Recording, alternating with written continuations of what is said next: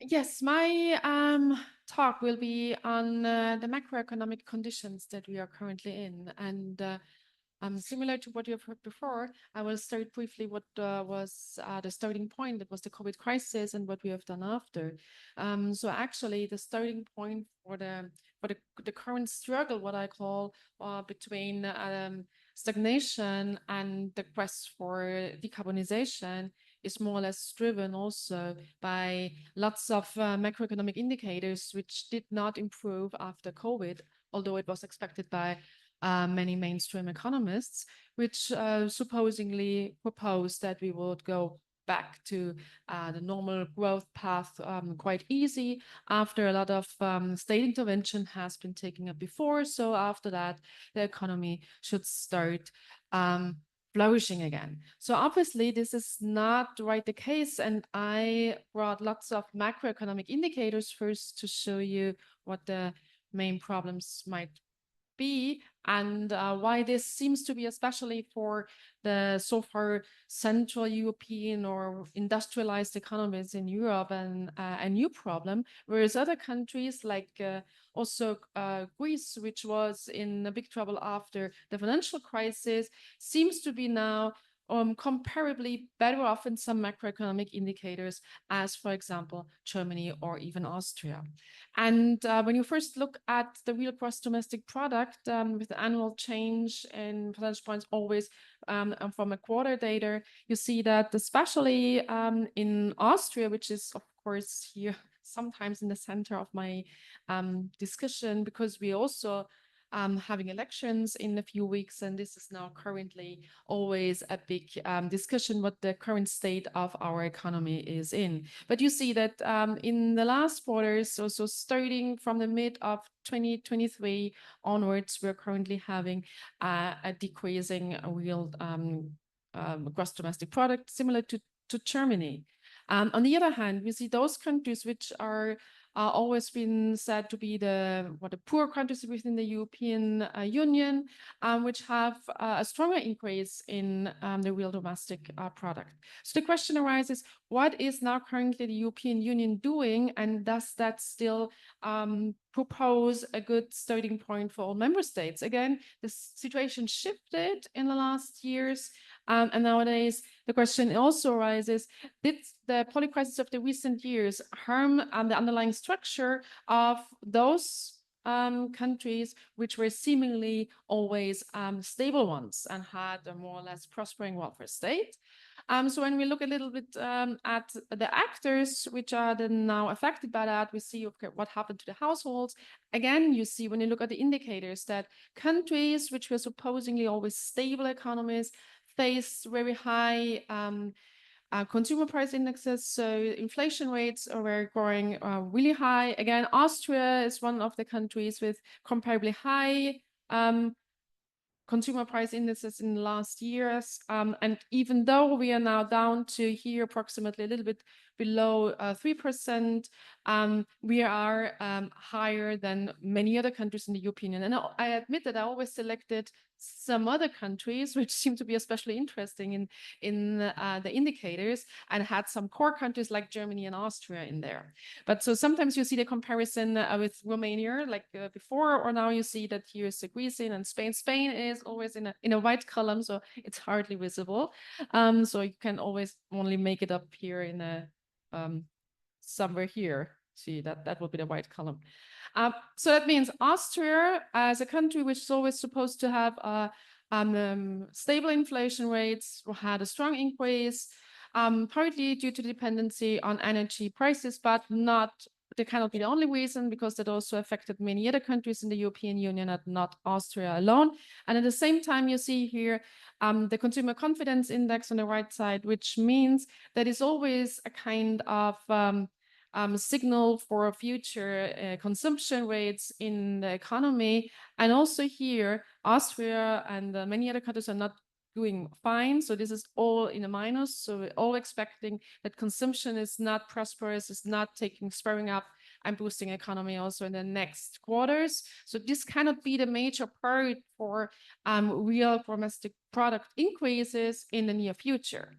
So when we look now apart from the households also to the costs that might arise, we see that there is one part and one sector that always is one of the main driver forces also for households and the underlying costs, and that is the housing market. Because especially this is the reason why some or many households cannot spend anything anymore on consumption goods because they spend a lot on the housing sector.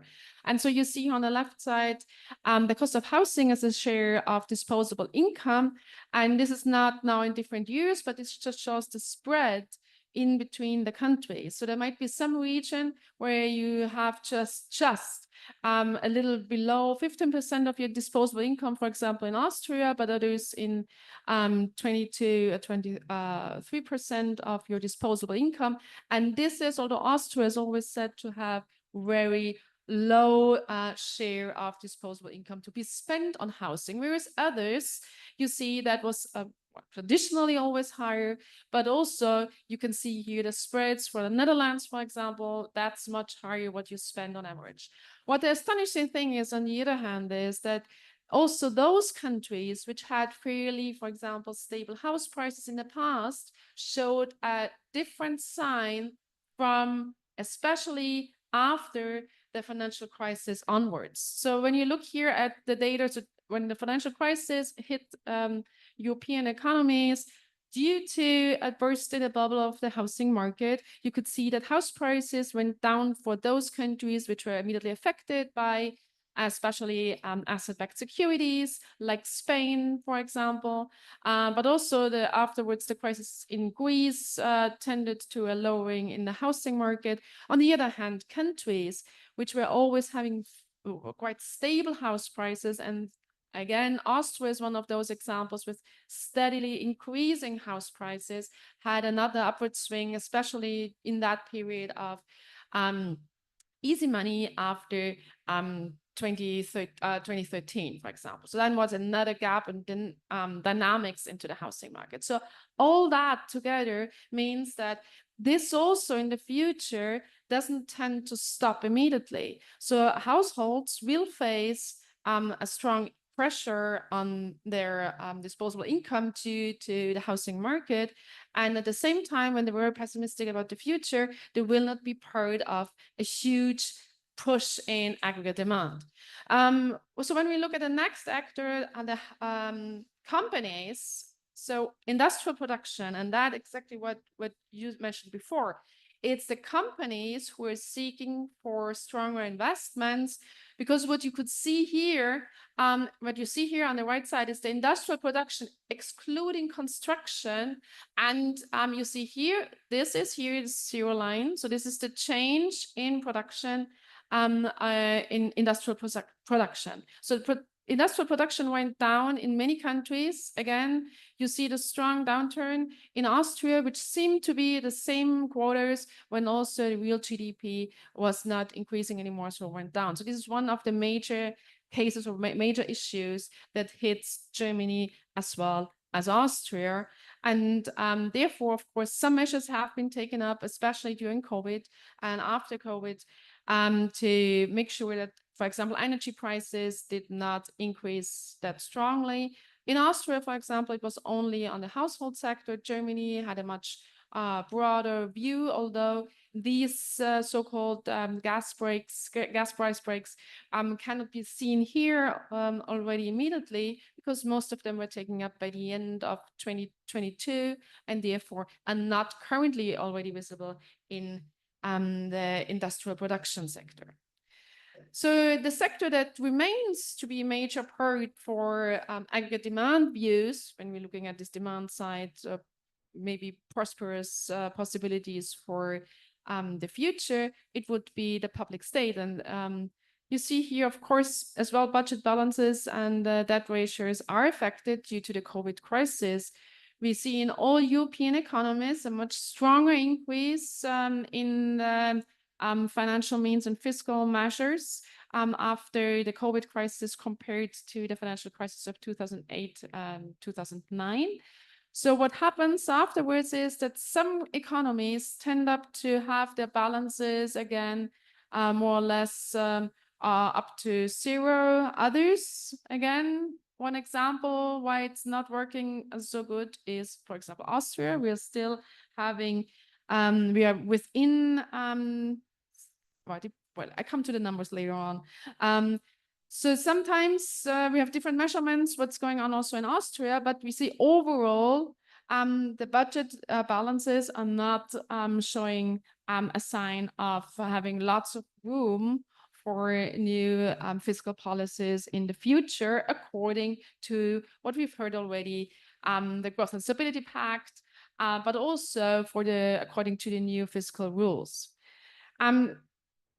And that is one of the, I think, the major challenges that is also upcoming for the European Union, also from an economic perspective. What happens now after these years when the Growth and Stability Pact and therefore also the fiscal rules were kind of exception and a clause where there was no kind of additional procedure to hide debt constructed or like set up within the European Monetary Union. But now the new fiscal rules become in place, and the big question arises, what happens in the future?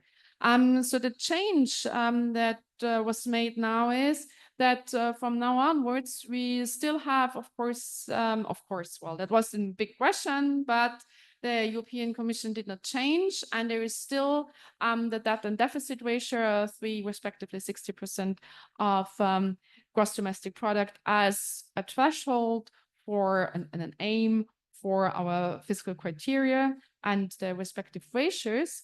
What comes up now as a new signal is how did the whole measurement change of how kind of austerity measures are put in place? So the new frame that we are going to be in from now on is focusing on the so-called net primary expenditure and the growth of net primary expenditures. So the key term and the key figure you have to look at. And what is now explicitly more open is that countries for themselves can hand in some kind of reforms or some kind of adjustment paths, how they want to reach this new form, this new, the old threshold of, for example, 60% once they're above. The tricky thing about that is that you have different forms and different guidelines how you can get through this adjustment path. And depending now, especially at the moment, on how good your economy is, you might be in the one or the other path. So it could be that you have to save more and have stricter austerity measures once your guideline says now that you have a debt between 60 and 90% of GDP or even above 90%, then you have to save more. So for example, when you're in above 90% of GDP debt, then you have to save 1 percentage point per year to get closer to the 60% threshold.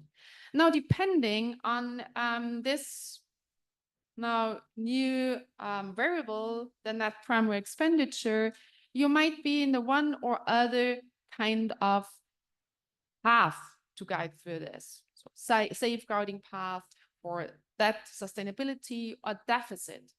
And this is kind of a black hole in the new system, because now it depends in which kind of structure you're in. And if this now gives you the path for 4 or even 7 years, some countries might be able to kind of come up with some strategies and structural reforms that enable them to have a real change in their economic structures. Others might really have an austerity plus structure and save and save and save even more. And now the question arises, of course, again for Austria, what happens now also in Austria? And I brought here the data from the Fiscal Advisory Council forecast spring 2024. And what you see here, for example, on the right side is that the forecasts, this would be the estimate from the Fiscal Council itself. And here from the Finance Ministry, you see that there is quite a big gap already in the spring forecast for Austria. So now when we look, and it was the spring, so now the third quarter also shows that we have another downturn in real GDP compared to last year. So one might guess now that this situation does not improve. So while the data from the ministry seems to be quite generous, and that might have been quite strict for the future. So if we are going to be on the stricter ones and say that our data is not as good as we supposedly were in the beginning of this year, then Austria might be in a quite strict situation and has to save quite a lot according to this new structure of the European fiscal rules. So this means that on the one hand, this of course opens the discussion for the elections, which are upcoming right now, also the track when the new reforms are then handed in, and also the track when we have to send the data to the European Commission. So this is also giving us a little bit of a black box in our own situation currently.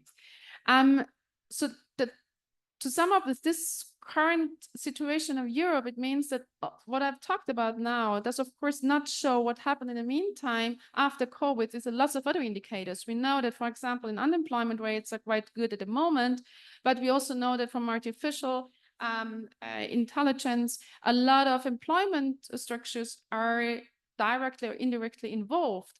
So also the European Monetary Fund sums up and says, within industrial production within Europe, almost here, 24% of all employment in industries are exposed to some kind of artificial intelligence. So this might also have another tremendous change in the structure of employment in the future. And when it sums up the US and the European Union, it's approximately 25% of all work tasks, which can be somehow changed or replaced by artificial intelligence. All kinds of environmental challenges due to heat or kind of buildings and so on were not included in here. All these sums up to additional costs for the public state. And given that, what I've said before, with the current state of the fiscal status of the European economies, it means that overall the situation asks for more money, whereas might be that for some countries the situation might be even tougher than it was now in the last years. So what has been done now in the past? Of course, as I mentioned briefly before, some countries were doing already some active industrial policies on national level, supporting some kind of decarbonization measures, especially when it comes to saving of energy for households or improving the situation for buildings. This means that there is a lot of different and scattered individual, national, or maybe even regional level funds from the public sector, and countries also had quite different approaches of how to deal with increasing energy prices, price caps, price breaks, or even maybe the incorporation of some kind of windfall profits. So this gives not a clear indication of what will happen in the future, also from a European Union perspective, because you never know if one or the other structural reform can be included into this fiscal mechanism or not. So there are lots of other discussions. We also know that, of course, the multi-annual plan in the European Union had also some additional budget money incorporated for changes in the investment plan. But what seems to be even more interesting, and now I skip this part because I also know that some of you are focusing on a more developmental developmental studies approach on export strategies, especially when it comes to the question how to deal with resources and resource-based changes in decarbonization. What is the situation on African countries and the underlying global perspective with China. So we have heard parts of it also before with the situation of China. So I skipped this and I just immediately switch over, because my time is over already for some minutes, to the part which is now coming up quite lately in the last week, the Draghi report, which seems to, on the one hand, offer even more money and supposedly also have a strong state, asks for a lot of industrial policies. But when you look at the measures that it is advising in the very end of the report and how to come to this additional 800 billion euros a year, which is supposedly to be spent to improve the industrial sector, you figure out that he is focusing partly on the state, but he advises, or the report advises strongly that finally there should be the capital market union finalized to open up the capital markets for some new funds coming up. And this is for me a sign that on the one hand, this neoliberal agenda hits again on the back door, because it also asks at the same time that a macroprudential regulation should be lifted, or maybe asked, if it's not too strict, if the banking sector can come up with this additional money from the private sector. So maybe just to have another look at the banking unit, which we have currently established after the crisis of 2008 and 2009, and that all companies should again use stronger securitization products to improve and get some private funds. So all these measures exposed here in the report in the end show that there should be a strong capital market, a strong banking sector with lots of financial products, which will have a strong speculative nature, be incorporated again into industrial policy. So this somehow resembles what you've said before. We are in a new structure. It's not that the state per se is strong for itself as a strong state, a strong public sector that sets up a lot of possibilities and enables room for new policies, but rather is a scheme of guarantees, is a scheme that should enable a lot of private investment from the market. And now I end here.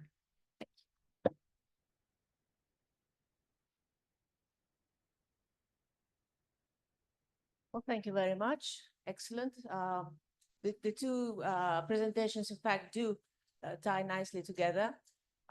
We have a stronger state. We have a state which is more active. I don't know whether it's stronger, but at the same time, the limitations imposed on that on the kind of state activity favor capital and are at the expense of the working class. So the challenges are still there, stronger than ever. Thank you for keeping